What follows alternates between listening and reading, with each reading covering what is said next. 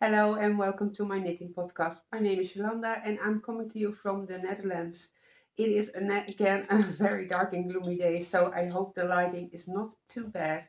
I have some finished objects for you today, some thoughts about swatching, and yeah, I hope you enjoy and follow me along.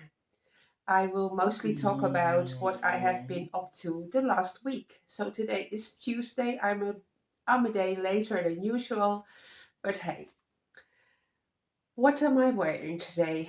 This is one of the test knits I did last year, and it is so lovely. It's the Fiona sweater from Vicky Chan. Yeah, that's it. So I haven't worn it until today, and I am so much enjoying it so far.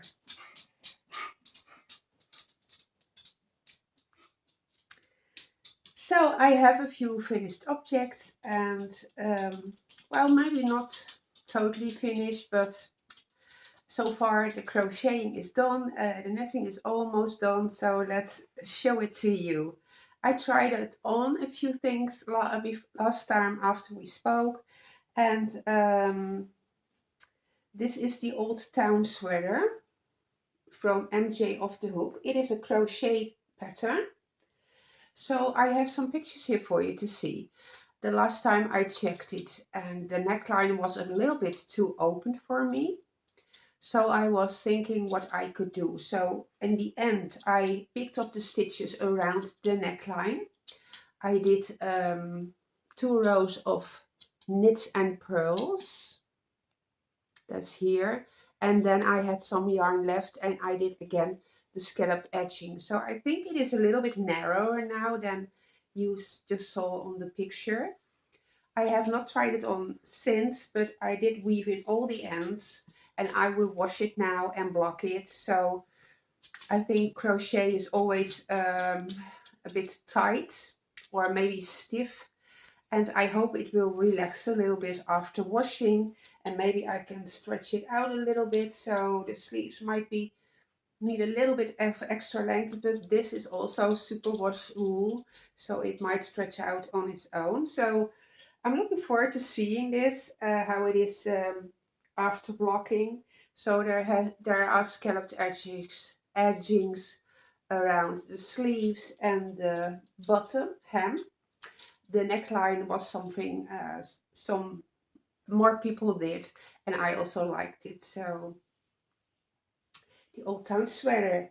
I will weigh everything and put it on Ravelry and put it in my totals as I have washed it and blocked it, and then it's completely finished. I hope I can wear it next week, and hopefully it's a project I will enjoy wearing in the future. So another project I have almost finished. I am working on the bind off at the moment, which is the sewn or the tubular bind off. And it is the sweater from QQ Yarn Over. I have spoke about it a few times before. And the knitting is finished. And I'm happy to report I have a little bit of yarn left. So it was not as close as I thought it would be. I tried this on also.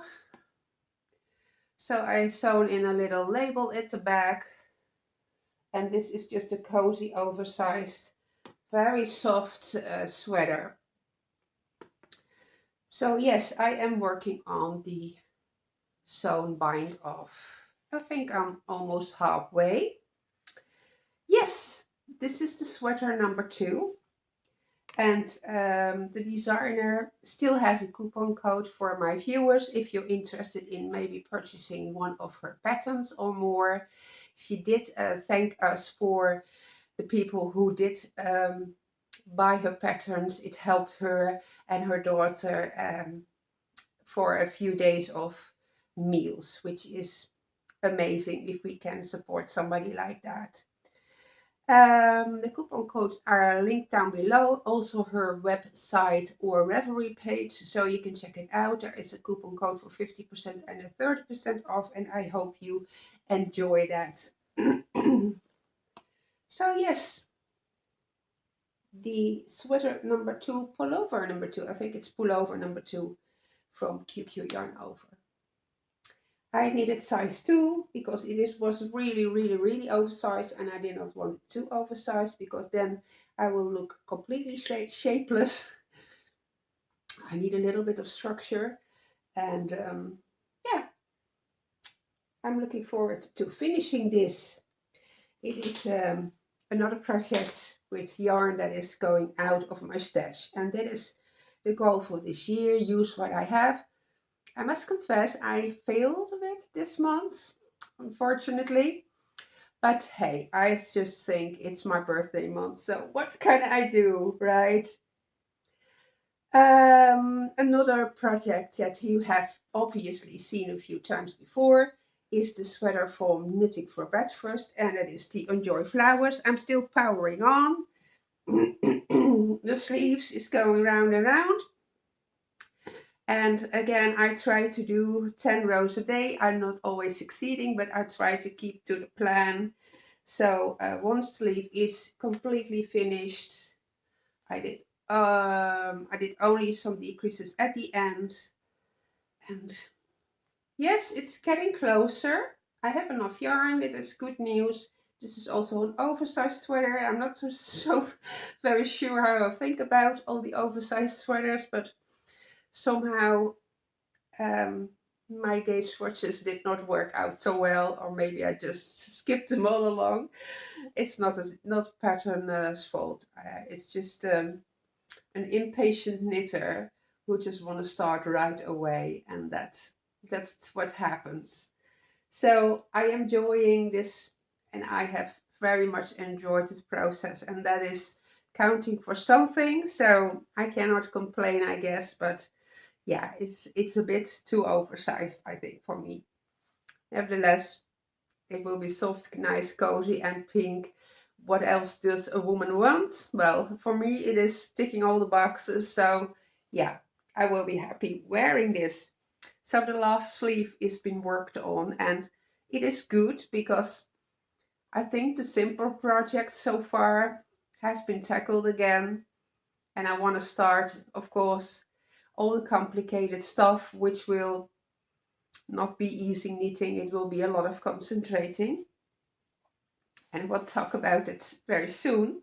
So I did knit some on the Flower Power from Anna Johanna. I must confess, when sweaters are getting close to being finished, I just want to power through and finish it first before I get distracted by other things, because finishing two big projects is amazing, and it gives me room for casting more, dreaming more, planning more. I'm not sure. It's an ongoing cycle. Not sure if we're going anywhere, but definitely my cabinets will be very full, and they're already full. But yeah, okay. I have almost finished the chart for the yoke.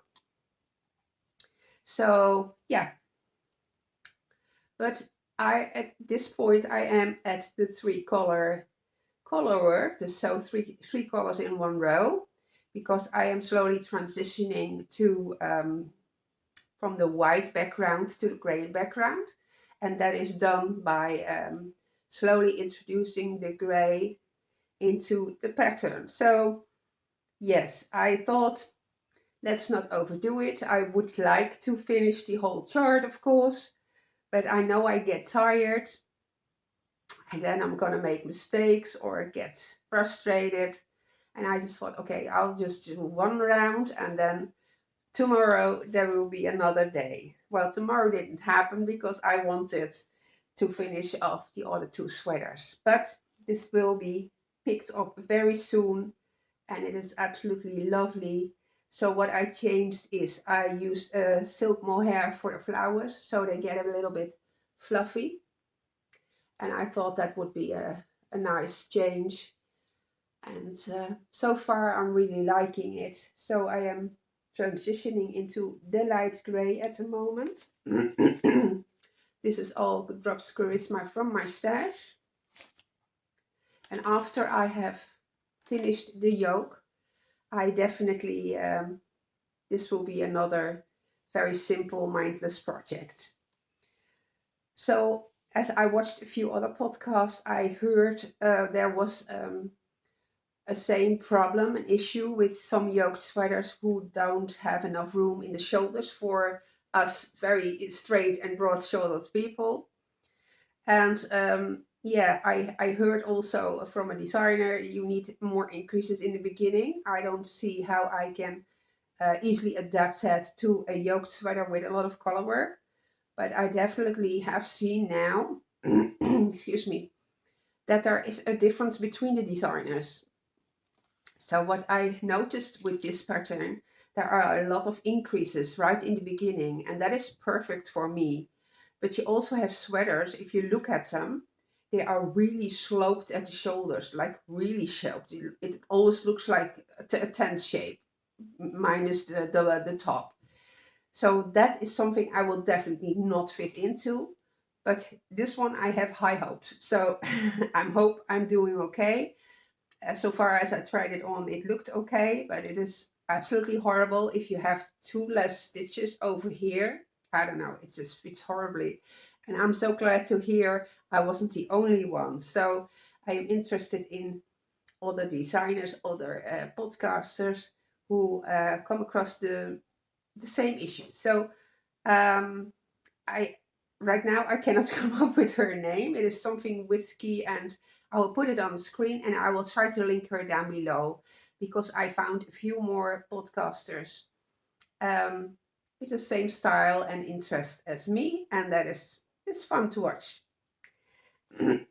So I like to try and give them a little bit attention, and hopefully you find them as well interesting. Again, if you have a podcast that is not so well known, smaller maybe, please leave them down in the comments. I would love to watch and find some like-minded souls. Let's just say it like that. All right, this will be sticked at some point, cut open.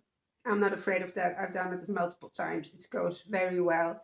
You can see the stick line here very closely, very clearly, clearly. So, yes, The Flower Power by Anna Johanna. Let's just put the stitches back. I am very much looking forward to starting to knit on this again, and soon after I get the tubular bind off, then I can concentrate on the last piece of the chart. All right, now the beautiful sweater I talked about last week, which just slipped my mind. The sweater from Eleanor Mortensen with the beautiful dragonflies. I have been swatching and swatching and swatching. And what did I find out? Yeah, what I already knew. So needle size to 3.5. It is, I must say, the whole yarn. It is such a light fabric. This would be absolutely amazing to wear. So then I tried needle size 3.25 because, yeah. And I did it in the round and I cut it open and it looks very uneven, but still what I found is, yeah, what I already knew. I need to knit on 3mm needle, and if I want to do it well, then I will switch to 2.75 for the stockinette, because the stockinette definitely is a little bit looser for me than the color work. And that is pretty painful because I'm not small and that is a lot of knitting and a lot of stitches on 3mm needle. But it's what I'm going to do because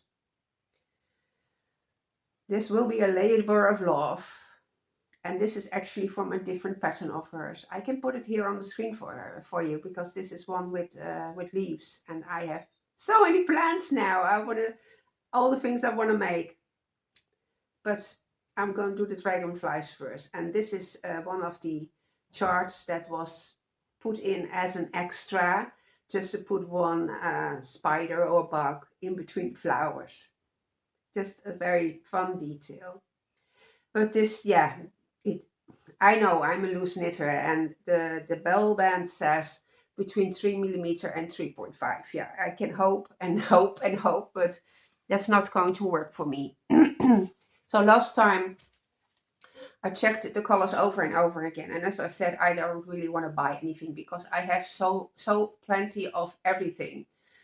But then I thought to myself, well, I can make it work, but if I'm going to knit on 3mm needles, I don't want to make it work. I really want to plan it so it will look amazing, because it's going to take forever. And I just want to have 100% joy of wearing it and enjoying the colors together. So I'm sure you understand what I mean. So I thought, okay, let's just order some balls. And I looked at more patterns I would like to knit out of the same yarn. And I just put everything together and I ordered some balls. And this is what I already had. So I showed you this last time. I want to pair it with this green because I think these will go amazing together. So I got one of these. Excuse me, I think I'm talking too much. Then I think that would be great for the flowers with this pink. But I also got a coral color, which I think will also be nice. Okay, this is kind of hard to show, obviously.